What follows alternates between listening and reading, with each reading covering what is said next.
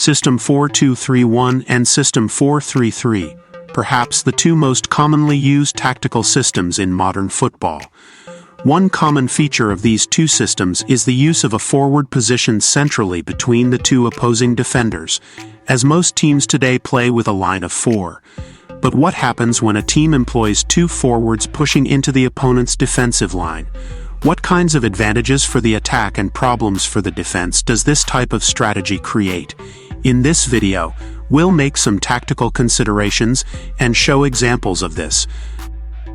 The first thing we notice when we have two forwards against two defenders in a defense with a line of four is the elimination of covering by the defenders.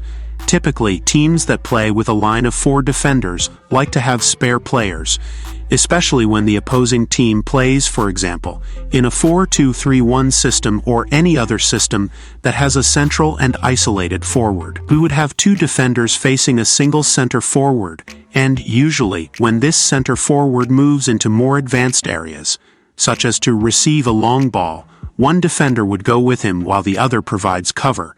However, when we have two forwards pushing into the defensive line, providing more depth, we eliminate this spare defender. This becomes dangerous, especially when the opposing team presses high. Imagine our team, the blue team, is playing out from the back, and the opponent, the red team, is pressing high. We would leave the two forwards in one-on-one situations with the two defenders, and if we try a long ball as a way to escape high-pressure marking, we could win the first duel and leave one forward in a one-on-one situation with a defender, with plenty of space to attack behind the defense. This could be advantageous for us and dangerous for the defensive system of the opposing team. Another advantage that could be created is when these two forwards play in slightly wider areas, positioned between the opposing defenders and fullbacks. Initially, this creates uncertainty about defensive responsibility. For example, when the forward receives the ball in this space, there may be a split second of doubt between the fullback and the defender about who should be responsible for that area. This split second of doubt could be enough to create an advantage for our attack.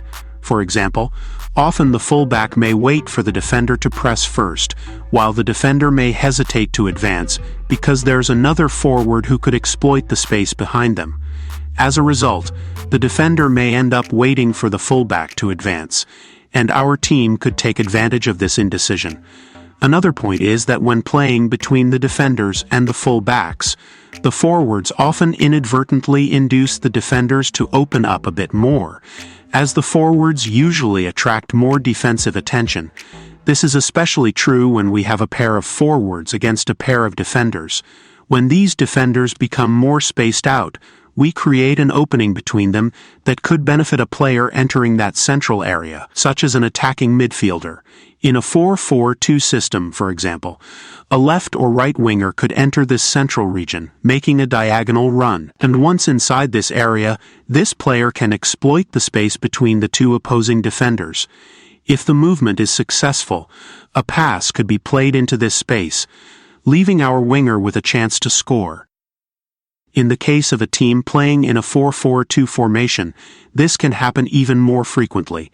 When the opponent plays in this system, an opportunity that arises is exploiting the space between the defensive lines, especially when these two forwards are more central.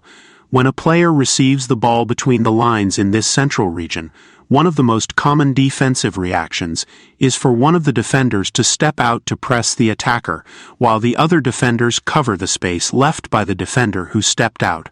However, when we have two forwards pushing forward, the two defenders may hesitate to leave the defensive line to press the player with the ball, giving the player additional time.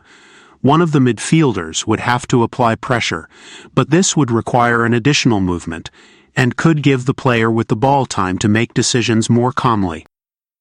Another point that can be exploited when you have two forwards is the vertical overlapping movement of the two advanced players. For example, when the ball is with our midfielder, who is under pressure from the defender, one of the forwards can come closer, usually the forward on the same side as the midfielder, to provide a passing option. This could force one of the defenders to press this forward, leaving space behind him, which can be exploited by the other forward. In this case, we could try a pass to take advantage of the movement of the forward. When we create a chance to shoot, we generate a statistical metric called XG, which measures the probability of a shot resulting in a goal. Click on the video that's appearing on the screen to learn more about this, as it's one of the most important metrics in modern football. See you later.